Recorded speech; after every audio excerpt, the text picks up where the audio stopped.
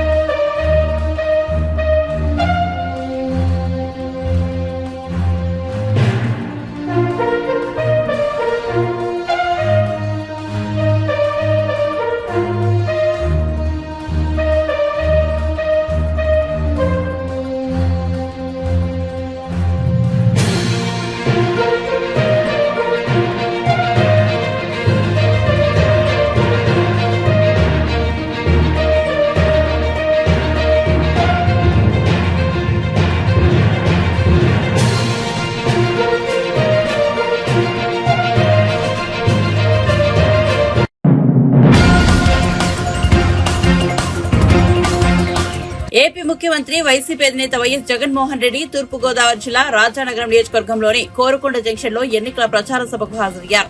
ఈ సభలో ఆయన ప్రసంగిస్తూ మాజీ సీఎం చంద్రబాబుపై తీవ్ర స్థాయిలో దుర్మెత్తారు. తనను గద్దె దింపేందుకు చంద్రబాబు ఢిల్లీ పెద్దలతో కలిసి చేస్తున్న కుట్రను ప్రజలు గమనించాలని అన్నారు. ఈసారి ఎన్నికలు ఇంటింటికి భవిష్యత్తు నిర్ణయించే ఎన్నికలోని జగన్ కు ఓటు వేస్తే పథకాల కొనసాగింపు, చంద్రబాబుకు ఓటు వేస్తే పథకాలను ముగింపు అని స్పష్టం చేశారు. సూపర్ 6 అంటా ఉన్నారు, నమ్ముతారా? చెల్లెమ్మ నమ్ముతారా? తమ్ముడు నమ్ముతారా? సూపర్ 7 అంటా ఉన్నారు, నమ్ముతారా? ఇంటింటికి కేజీ బంగారం అంటే నమ్ముతారా? ఇంటింటికి పెంచుకారంటే నమ్ముతారా? ఇలాంటి వాళ్ళ అబద్ధాలు, ఇలాంటి వాళ్ళ మోసాలు నిజంగా ఏ స్థాయిలో ఉన్నాయో ఒక్కసారి గమనించమని మిమ్మల్ని అందరినీ కూడా కోరుతా ఉన్నా. మీరే గమనించే ఉంటారు. వీళ్ళు చేస్తా ఉన్న కుట్రలు మీరే చూస్తా ఉన్నారు. వీళ్ళు చేస్తా ఉన్న ఏ స్థాయిలో కుట్రలు ఉన్నాయో మీరే గమనిస్తా ఉన్నారు. మామూలుగా ఒక ప్రభుత్వాన్ని ప్రజలు ఎన్నుకుంటారు. ఆ ప్రభుత్వం 60 నెలల పాటు 5 సంవత్సరాల పాటు పరిపాలన చేస్తుంది. దానికోసం ప్రజలు ప్రజాస్వామ్యంలో ఓటు వేస్తారు. అలాంటి ప్రభుత్వాన్ని దెబ్బతీయడం కోసం, అలాంటి ప్రభుత్వాన్ని ఇబ్బందులు పెట్టడం కోసం తెలుగుదేశం పార్టీ, చంద్రబాబు నాయుడు ఈయన ఢిల్లీతో కలిసి ఏ స్థాయిలో కుట్రలు పన్నుతా ఉన్నారో మీరే చూడండి. అవ్వాతాతలకు ఇంటికే వచ్చే పెన్షన్ దగ్గరుండి వీళ్ళే రాకుండా చేశారు. నేను అడుగుతా ఉన్నా, అవ్వాతాతలకు ఇన్ని సంవత్సరాలుగా మీ జగన్ అవ్వాతాతలకు ఇంటికి నేరుగా పెన్షన్ పంపిస్తా ఉన్నాడు. ఎన్నికలకు 2 నెలల ముందు చంద్రబాబు నాయుడు కుట్రలు పన్ని ఆ అవ్వాతాతలకు ఇంటికే వచ్చే పెన్షన్ రాకుండా చేస్తే ఆ అవ్వాతాతలు రెట్టించిన ఉత్సాహంతో జగన్కు ఓటు వేయరా అని అడుగుతా ఉన్నాడు మీ బిడ్డ.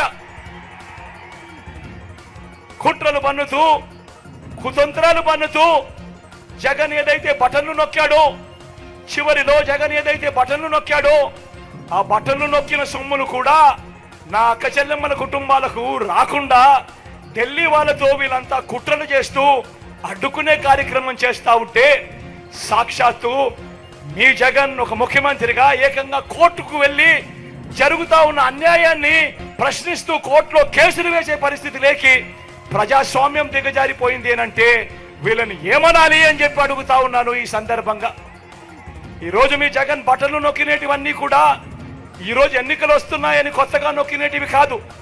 జగన్ ఈ రోజు బటన్లు నొక్కినేటివన్నీ కూడా ఈ 5 సంవత్సరాలలో ప్రతి సంవత్సరం జగన్ బటన్లు నొక్కుతూ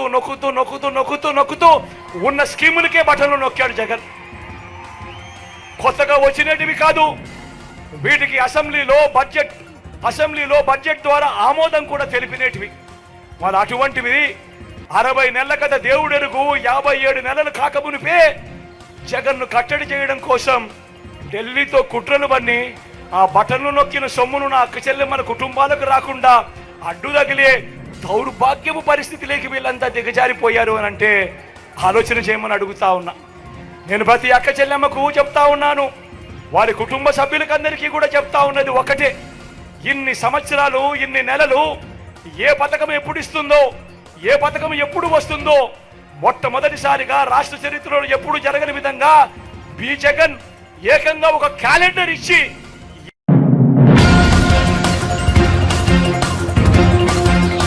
టీడీపీ అధినేత చంద్రబాబు తిరుపతి సభకు హాజరయ్యారు. ఈ సందర్భంగా ఆయన ప్రసంగిస్తూ పవన్ కళ్యాణ్ కు నెల్లూరు ఎలా పరిచితమో నాకు తిరుపతి అలాంటిదే అని చెప్పారు. తిరుపతిలో ప్రతి గల్లీ తనకు తెలుసునని అన్నారు. నాది పునర్జన్మ. 23 క్లేమోర్ మైండ్ నా మీద బ్లాస్ట్ చేసే సాక్షాత్తు వెంకటేశ్వర స్వామి నాకు పునర్జన్మ ప్రసాదించారు. దాన్ని సార్థకం చేసుకుంటాను. తిరుపతికి ఓ ప్రత్యేకత ఉంది. ఎన్టీఆర్ గారు, చిరంజీవి గారు పోటీ చేసిన నియోజకవర్గం ఒక విధంగా తిరుపతి నా సొంత నియోజకవర్గం లాంటిదే. ఎందుకంటే నేను ఇక్కడే పెరిగాను. తిరుపతి స్థానం కావాలని జనసేన అధినేత పవన్ కళ్యాణ్ అడిగితే కాదనలేకపోయానని తెలిపారు. ప్రజలు సిద్ధంగా ఉండాలి. ఈ తిరుపతికి వస్తే నాకెప్పుడు గుర్తొస్తుంది, ఇక్కడే పుట్టాను, ఇక్కడే పెరిగాను, ఇక్కడే చదువుకున్నాను. నా రాజకీయాలు ప్రారంభం వెంకటేశ్వర యూనివర్సిటీ నుంచి.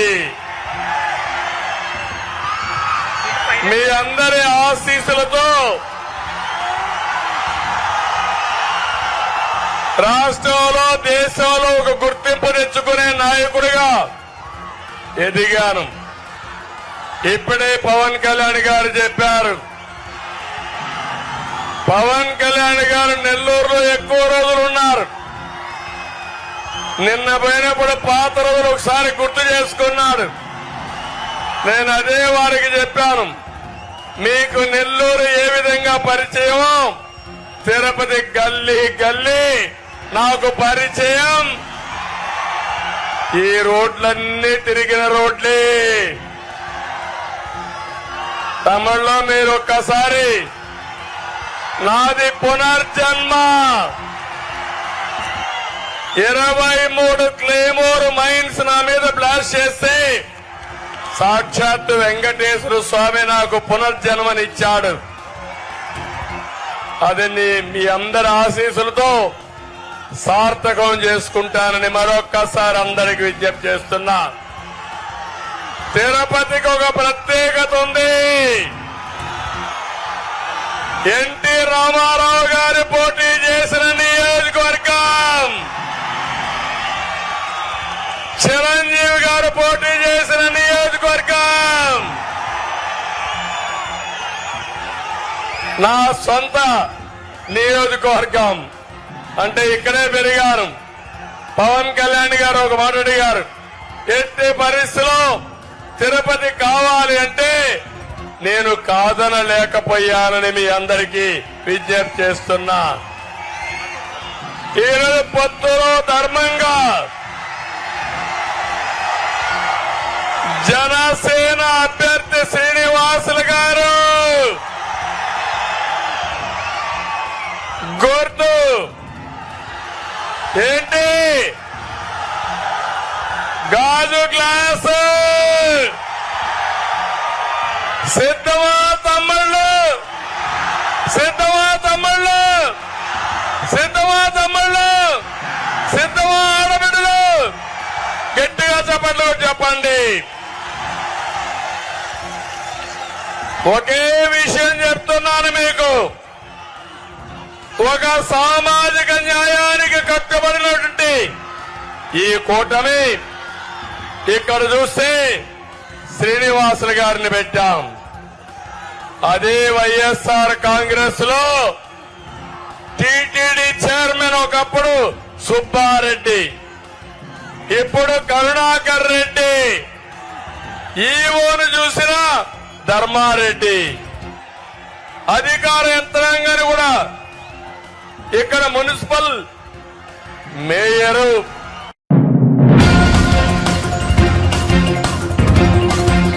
తిరుపతి నగరంలో రోడ్ షో నిర్వహించిన అనంతరం టీడీపీ అధినేత చంద్రబాబు, జనసేన పార్టీ చీఫ్ పవన్ కళ్యాణ్ స్థానిక గాంధీ రోడ్ లో ఏర్పాటు చేసిన సభకు హాజరయ్యారు. ఈ సందర్భంగా పవన్ కళ్యాణ్ ప్రసంగిస్తూ 7 కొండల వారిని గోవిందా గోవిందా అంటూ ప్రారంభించారు. ఇక్కడే పెరిగి గల్లీ గల్లీ తిరిగి స్టూడెంట్ రాజకీయాలు చేసి ఎస్సీ యూనివర్సిటీలో స్టూడెంట్ విభాగానికి అధ్యక్షుడిగా చేసి టీడీపీ ప్రధాన కార్యదర్శిగా చేసి అలిపిరిలో బాంబు పేలుడుతో 16 అడుగుల ఎత్తు నుంచి కింద పడిపోయినా వెంటనే లేచి దుమ్ము దులుపుకొని ముందుకు నడిచిన నేత చంద్రబాబు అని కీర్తించారు. ఆంధ్రప్రదేశ్ రాజకీయాలను ముందుని నడిపిస్తున్న టీడీపీ అధినేతకు అందరి తరపున హృదయపూర్వక నమస్కారాలు తెలుపుతున్నట్టు వెల్లడించారు.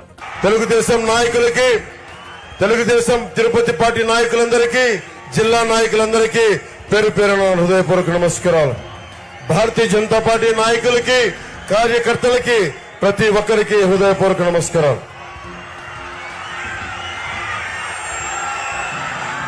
మీకు ఎమ్మెల్యే అభ్యర్థిగా మనందరి కోసం బలంగా వచ్చి చంద్రబాబు గారి మద్దతుతోటి, మేమందరి మద్దతుతోటి, మోదీ గారి మద్దతుతోటి మన తిరుపతి గాజు గ్లాసు గుర్తు మీద జనసేన పార్టీ అభ్యర్థిగా, కూటమి అభ్యర్థిగా జనసేన పార్టీ నుంచి పోటీ చేస్తున్న శ్రీ ఆరణి శ్రీనివాసులు గారిని భారీ మెజారిటీ తోటి మీరు గెలిపిస్తున్నారు. దానికి కృతజ్ఞతలు చెప్పుకోవడానికి వచ్చాను. అలాగే భారతీయ జనతా పార్టీ పార్లమెంట్ అభ్యర్థిగా డాక్టర్ వరప్రసాద్ రావు గారు, నేను వారిని రాజకీయాల్లోకి 2009లో నేనే ఆహ్వానించాను. వారికి కమలం గుర్తు మీద మనస్ఫూర్తిగా మీరందరూ అభిమానంతో పెద్ద ఎత్తు మెజారిటీతో గెలిపించవలసిందిగా కోరుకుంటా ఉన్నాం. అలాగే చంద్రగిరి నియోజకవర్గం పులవర్తి నానిగారికి చంద్రగిరి నియోజకవర్గం నుంచి తెలుస్తా ఉంది మీ అఖండ ప్రేమ. ఎలా గెలిపించబోతున్నారో వారందరికీ నా హృదయపూర్వక మీరు ఆశీస్సులు అందజేయాలి. భారీ మెజారిటీతో గెలిపించాలని కోరుకుంటా ఉన్నాం. కరుణాకర్ రెడ్డి గారు ఉన్నారు ఇక్కడ. మీకు వారి అబ్బాయి కావాలా? మీకు ఎమ్మెల్యేగా కోడి బొచ్చు కూడా అమ్ముకునే వ్యక్తి, నెలకి 20 లక్షలు కోడి బొచ్చు మీద కూడా చేసేవాళ్ళు, కోడి బొచ్చు అమ్ముకునే వాళ్ళు మనకు కావాలా? లేదంటే బలంగా నిలబడి చంద్రబాబు గారి మద్దతుతోటి, జనసేన మద్దతుతోటి, ప్రధాని మోదీ గారి మద్దతుతోటి నిలబడే మనకు ఆరణి శ్రీనివాసులు గారు, మనకి అందరూ నాయకులు సంపూర్ణంగా మద్దతిస్తా ఉన్నారు. నేను మీకు మాటిస్తున్నా, చిరంజీవి గారిని ఆ రోజు గెలిపించారు మీరు. మెగాస్టార్ చిరంజీవి గారిని తిరుపతి ఎమ్మెల్యేగా. చంద్రబాబు గారిని ఒకటే కోరాను, ఇది మేము రక్షించుకుంటాం, తిరుపతి ఆధ్యాత్మికతను రక్షించుకుంటాం, తిరుమల పవిత్రతను రక్షించుకుంటాం, కులాలకి మతాలకి భేదం లేకుండా అందరినీ సంరక్షించుకుంటాం. ఇది కూటమి తరపు నుంచి మీ సంపూర్ణమైన మద్దతు ఇవ్వాలని కోరుకుంటే చాలా పెద్ద మనసుతో చంద్రబాబు గారు అంగీకరించారు. వారికి మీ అందరి సమక్షంలో నా చేతులెత్తి వారికి నా హృదయపూర్వక కృతజ్ఞతలు తెలియజేసుకుంటా ఉన్నా.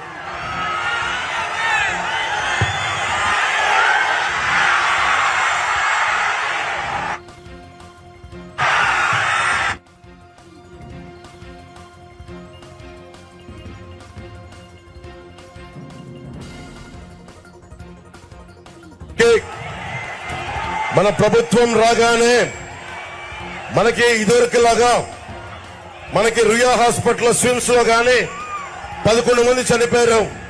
మనకి ఆక్సిజన్ లేకుండా కోవిడ్ సమయంలో అలాంటి దుర్భరమైన పరిస్థితులు రాకుండా 7 కొండల టీటీడీ నిధులన్నీ సంపూర్ణంగా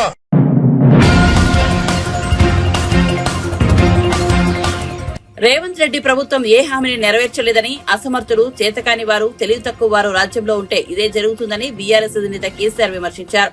కామారెడ్డిలో బస్సు యాత్రలో పాల్గొన్న కేసీఆర్ మాట్లాడుతూ సీఎం రేవంత్ రెడ్డి హామీ ఇచ్చినట్లుగా 2 లక్షల రూపాయల రుణమాఫీ ఇప్పటి వరకు అమలు కాలేదన్నారు.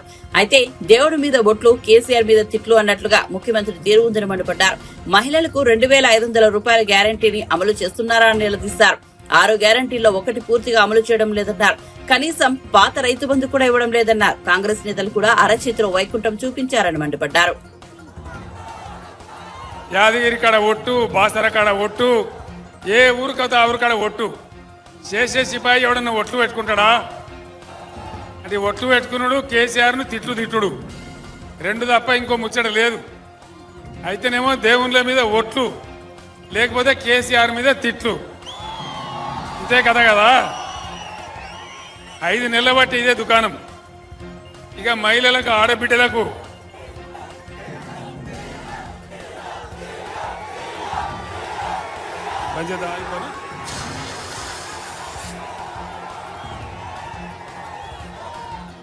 అది కాకుండా నా పక్కకు పెద్ద సంఖ్యలో ఇక్కడ ఆడబిడ్డలు ఉన్నారు.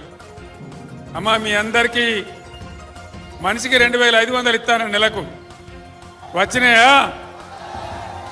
కామారెడ్డిలు వచ్చినాయట కదా, హైదరాబాద్లో చెప్తున్నామా, రాలేదా? 2500 రాలే. ఇట్లా ఏ మాట కూడా కాంగ్రెస్ పార్టీ 6 గ్యారంటీలు అని చెప్పి ఏ ఒక్క మాట కూడా నిలబెట్టుకోలే. అది నిలబెట్టుకోకపోయారు. పాత రైతు బంధాన్ని ఇచ్చిండ్రా, అది కూడా ఇయ్యలే. పంటలు కోసే టైం వచ్చినా కూడా లేదు.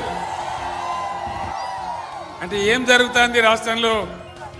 అసమర్థులు, తెలివి తక్కువ వాళ్ళు, పని చేతగాని వాళ్ళు రాజ్యంలో ఉంటే ఇదే జరుగుతుంది. ఇవాళ అదే జరుగుతున్నది. మనం ఇచ్చిన కరెంటు పోయింది, మంచినీళ్ళు పోయినాయి, రైతు బంధు పోయింది, రైతు బీమా కూడా ఉంటుందో పోతుందో తెలియదు. ఎవ్వలకు ఏం చేయలే. యువ వికాసం అని నిరుద్యోగులకు 4000 నిరుద్యోగ భృతి అన్నారు, వచ్చిందా? యువ వికాసం అని చెప్పి 5 లక్షల రూపాయలు బ్యాంక్ కార్డు ఇస్తాం ప్రతి విద్యార్థికి అన్నారు. ఎక్కడైనా ఇచ్చిండ్రు? ఎవరికన్నా ఏ విద్యార్థికి రాలే. ఇది ఇయ్యపోయినరు. కానీ మన గవర్నమెంట్ ఉన్నప్పుడు వేసినటువంటి ఏదైతే ఫీజు రియంబర్స్మెంట్ ఉందో దాన్ని కూడా ఇస్తలేరు, ₹1 కూడా ఇస్తలేరు. సోషల్ వెల్ఫేర్ హాస్టల్స్ పెట్టినాం 1100, వాటిని జూనియర్ కాలేజీలు చేసినాం. అక్కడ పిల్లలకు అన్నం కూడా సరిగ్గా పెడతలేరు. 125 స్కూళ్ళల్లో కలుషిత ఆహారం తిని విద్యార్థులు హాస్పిటల్ల పాలవుతా ఉన్నారు. ఏం జరుగుతూ ఉంది? 5 నెలలనే ఇంత ఆగమాగం ఉంటుందా? కేసీఆర్ పోగానే కట్క బంద్ చేసినట్టే కరెంటు బంద్ అవుతుందా? నల్లాలు బంద్ అవుతాయా? రైతు బంధు బంద్ అవుతుందా? మరి డబ్బులు ఎక్కడికి పోతా ఉన్నాయి? ఏం జరుగుతూ ఉంది? దయచేసి మీరు అందరు ఆలోచించాలని చెప్పి నేను కోరుతా ఉన్నా. మీ అందరితో నేను ప్రార్థించేది ఒకటే, మీరందరు కామారెడ్డి గడ్డ చాలా చైతన్యం, తెలంగాణ ఉద్యమంలో బ్రహ్మాండమైన పోరాటం చేసిన గడ్డ.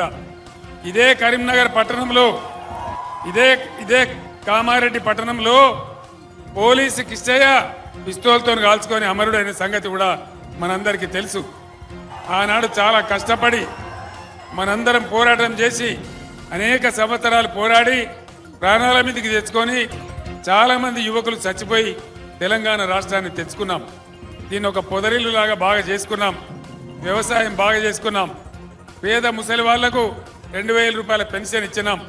బీడీ కార్మికులకు దేశంలో ఎక్కడ ఇయ్యరు 2000 రూపాయల పెన్షన్ ఇచ్చినాం. మొన్న ఎన్నికల్లో 6 గ్యారంటీలలో భాగంగా ముఖ్యమంత్రి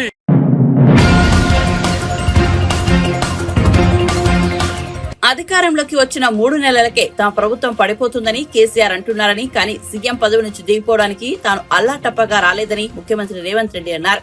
ఉద్యమం పేరు చెప్పి పిల్లలను చెప్పి తానేమీ పదవిలోకి రాలేదని ఎత్తిపుచ్చారు.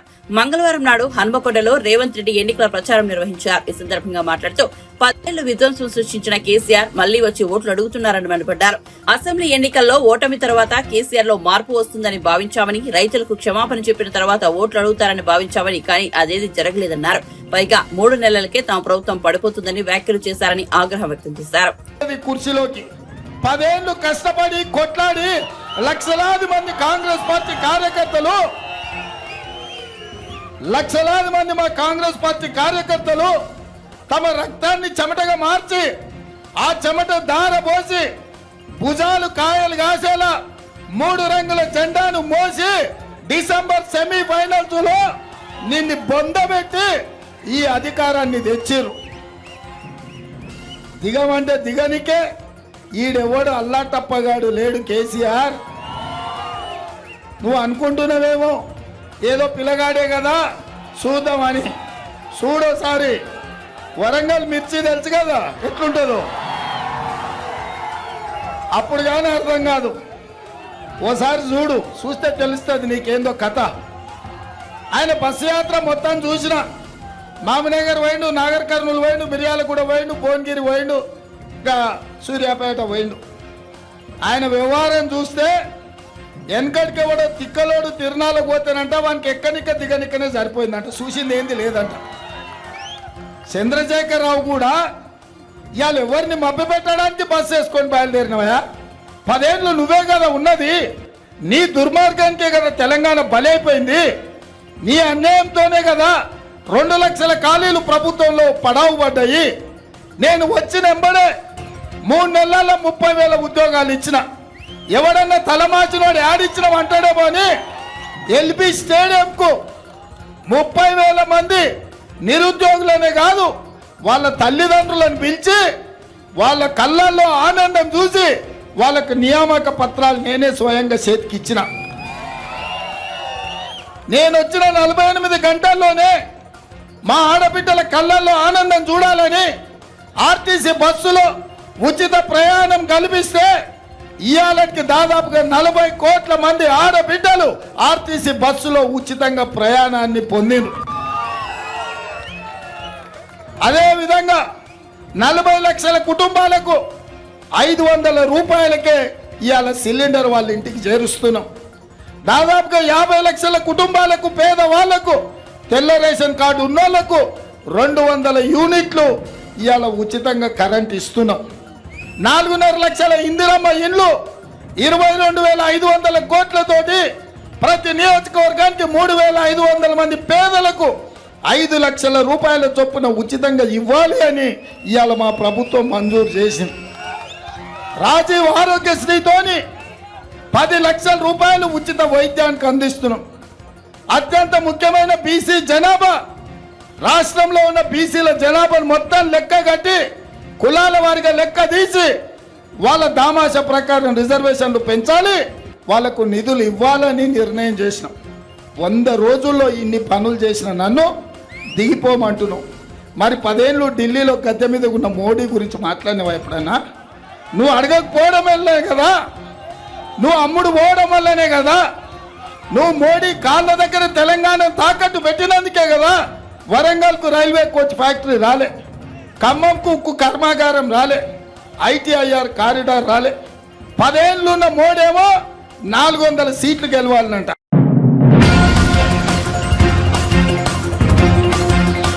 రాబోయే ఎన్నికల్లో కూటమి విజయదుంబిది మోగించి ప్రజాప్రభుత్వం అధికారంలోకి వచ్చాక విశాఖపట్నాన్ని ఐటీ రాజధానిగా తీర్చిదిద్దుతామని టీడీపీ జాతీయ ప్రధాన కార్యదర్శి నారా లోకేష్ పేర్కొన్నారు. విజయనగరం ఎంఆర్ స్టేడియం గ్రౌండ్ లో ఏర్పాటు చేసిన యువగలం సభలో లోకేష్ పాల్గొన్నారు. ఈ సందర్భంగా లోకేష్ మాట్లాడుతూ అధికారంలోకి వచ్చాక 3 నెలలకే జగన్ 3 ముక్కలాట మొదలుపెట్టారని విమర్శించారు. కర్నూలు న్యాయ రాజధాని, ఉత్తరాంధ్రకు పరిపాలనా రాజధాని, లెజిస్లేటివ్ క్యాపిటల్ గా అమరావతి ఉన్నారని వెల్లడించారు. కానీ కర్నూలులో ఒక ఇటుక లేదు, అమరావతిని సర్వనాశనం చేశారంటూ మండిపడ్డారు. 1000 కోట్ల రూపాయలు ప్రజాధనాన్ని లూటీ చేసి ఖర్చు పెట్టి ఇప్పుడు ఏకంగా నువ్వే మా నమ్మకం అని బోర్డులు పెట్టారు. ఎక్కడికి వెళ్ళినా మనం చూసాం. ఇప్పుడు మనందరం కూడా చూస్తున్నాం. ఆయన సొంత కుటుంబ సభ్యులని నమ్మట్లా, ఆయన పార్టీకి చెందిన నాయకుల కుటుంబ సభ్యులు వాళ్ళని నమ్మట్లా. మొన్నే చూసాం, హత్య రాజకీయాలు చేసిన మా అన్నని గెలిపించద్దని జగన్మోహన్ రెడ్డి గారి చెల్లి సునీత గారు చెప్పారు. ఇంతేకాదు, జగన్కి ఓటేస్తే మా కుటుంబానికి పడిన పరిస్థితి ఆంధ్ర రాష్ట్రాలకి పడుతుందని చిన్నమ్మ సౌభాగ్య గారు చెప్పారు. నిన్నగాక మొన్న మా అన్న ఒక ఊసరవల్లి లాంటి వ్యక్తి, ఆయన చెప్పే మాటలు నమ్మద్దని సొంత చెల్లి వైఎస్ షర్మిల గారు కూడా చెప్పారు. ఇక్కడున్న తల్లులందరూ ఆలోచించాలి. ఇంట్లో ఉన్న సొంత చెల్లెలు నమ్మకపోతే మనం జగన్మోహన్ రెడ్డి గారిని ఎలా నమ్మాలి? ఎక్కడ హత్యలు జరుగుతాయని వైఎస్ విజయలక్ష్మి గారు కూడా అమెరికాకి వెళ్ళిపోయే పరిస్థితి. సో జగన్మోహన్ రెడ్డి గారిని సొంత కుటుంబ సభ్యులు నమ్మట్లా, ఇంకా వైకాపా నాయకుల సొంత కుటుంబ సభ్యులు కూడా ఆ నాయకులు నమ్మట్లా. అంబటి రాంబాబు గారు ఒక నీచుడు, దుర్మార్గుడు అని ఆయన సొంత అల్లుడు చెప్పే పరిస్థితి. ఇంకొక పక్కన సొంత కొడుక్కి న్యాయం చేయలేదని ముత్యాల నాయుడు వాళ్ళ కొడుకు ముత్యాల నాయుడునే నాకే న్యాయం చేయలేదు, ఇంకా ప్రజలకి ఏం న్యాయం చేస్తారని చెప్పే పరిస్థితి. ఇంకా ముద్రగడ పద్మనాభం గారి కూతురు ఏకంగా మీడియా మిత్రుల ముందరకు వచ్చి వైఎస్ జగన్ మా తండ్రిని వాడుకుంటున్నాడు, ఎన్నికల తర్వాత వదిలేస్తాడు, పాపం మా తండ్రి ఆ ట్రాప్ లో పడిపోయారని సొంత కూతురే చెప్పే పరిస్థితి. ఇంకా పక్క జిల్లా శ్రీకాకుళంలో ఒక వ్యక్తి ఉన్నాడు, దువ్వాడ శ్రీను. ఆ దువ్వాడ శ్రీను సొంత భార్య వాణి గారు రోడ్డెక్కి మా భర్తకి ఓటేయద్దు, మా భర్తని ఓడించండి అని ప్రజలు చెప్పే పరిస్థితి. అంటే వైకాపా పార్టీ నాయకుల సొంత కుటుంబ సభ్యులే నమ్మట్లేదు, ఇంకా జగన్మోహన్ రెడ్డి గారి సొంత కుటుంబ సభ్యులే జగన్మోహన్ రెడ్డి గారు నమ్మే పరిస్థితి లేకుండా పోయింది. ఈ సభాముఖంగా 5 కోట్ల ఆంధ్రులు ఆలోచించమంటున్నా, సొంత కుటుంబ సభ్యులే వాళ్ళు నమ్మపోతే ఇంకా మనం ఎలా వాళ్ళని నమ్మాలని. ఎన్నికల ముందల జగన్ అన్న వ్యక్తి ఊరూరు తిరిగాడు, పాదయాత్ర చేశాడు. ఆనాడు 25కి 25 ఎంపీలు గెలిపించండి, ఢిల్లీలో మెడలు వంచుతా అన్నాడు. ఈ రోజు 31 మంది ఎంపీలు ఉన్నారు. ఢిల్లీ మెడలు వంచాడా? మన తరపున ఏనాడైనా పోరాడా? మనకు రావాల్సిన నిధుల గురించి ఏనాడైనా అడిగాడా? అమ్మా 31 మంది ఎంపీలు ఢిల్లీకి వెళ్లి ఆంధ్రుల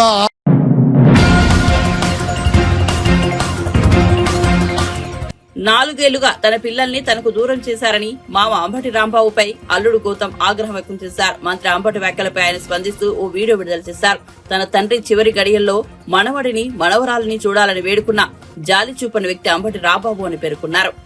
దాంతో ఇసువంత మంచితనం కూడా ఉంటే బాగుండేది. బట్ ఆయన ఏం మాట్లాడారంటే 4 సంవత్సరాల నుంచి తన మనవడు మనవరాలు ఆయన దగ్గరే ఉంటున్నారని, వాళ్ళని ఆర్థికంగా ఈయనే జాగ్రత్తగా చూసుకుంటున్నారని, అల్లుడైన నేను ఎటువంటి ఆర్థిక సహాయం చేయట్లేదని, ఇవన్నీ చేయటం వల్ల దుర్మార్గుడిని అయితే గీతే నేనే అవుతాను తప్ప ఆయన కాడని మంచి వాగ్దాటిలో చెప్పారు.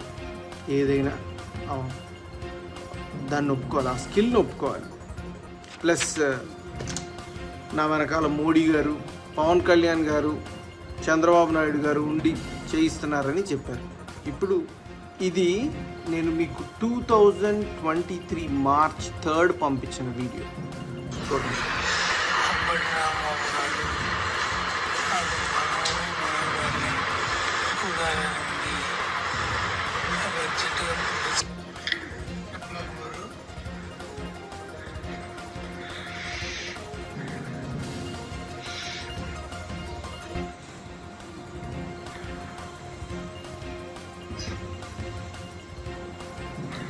ఆయనకి మాట కూడా రావట్లేదు రాంబాబు గారు, మాట.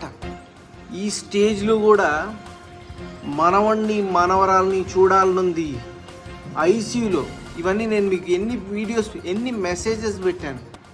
I'm ready to do anything. నాకు నా తండ్రి ఆఖరి క్షణాల్లో ఉన్నారు.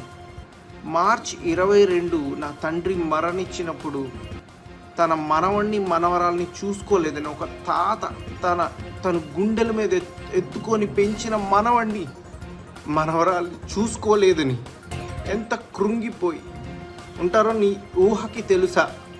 ఇదేనా మీ మంచితనం? దీని గురించేనా మీరు మాట్లాడుతుంది? అంటే మీ ఫ్యామిలీని క్వశ్చన్ చేస్తే ఎంత దుర్మార్గం చేసేస్తారా? ఒక తండ్రి ఆఖరి కోరిక తీర్చలేని ఒక కొడుకుగా who is going to answer మీ?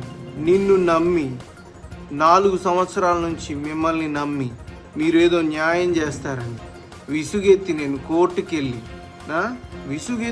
కోర్టుకి వెళ్తే నా తండ్రి ఆఖరి క్షణాలలో తన మనవణ్ణి మనవరాల్ని చూసుకోవాలని ప్రాధేయపడి మీ అందరికీ ఫోన్లు చేసి కాల్స్ చేసి ప్రాధేయపడితే పంపించలేదు.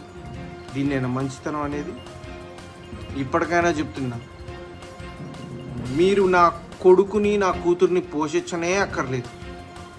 నేను ఆరోగ్యంగా ఉన్నాను, ఆర్థికంగానూ బాగానే ఉన్నాను.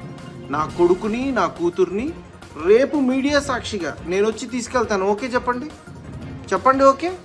నా కొడుకుని నా కూతుర్ని నా ఇంటి దగ్గర డ్రాప్ చేయండి. పోని నేనేమన్నా వద్దన్నానా?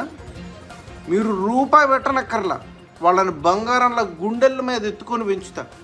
నాన్న అని 4 సంవత్సరాల నుంచి నాకు వాళ్ళకు దూరం చేసి మనిషిలోని ప్రాణాన్ని తీసేసి ఎటువంటి తప్పు చేయలేదు అని ఎలా బుకాయించగలుగుతున్నారండి మీరు?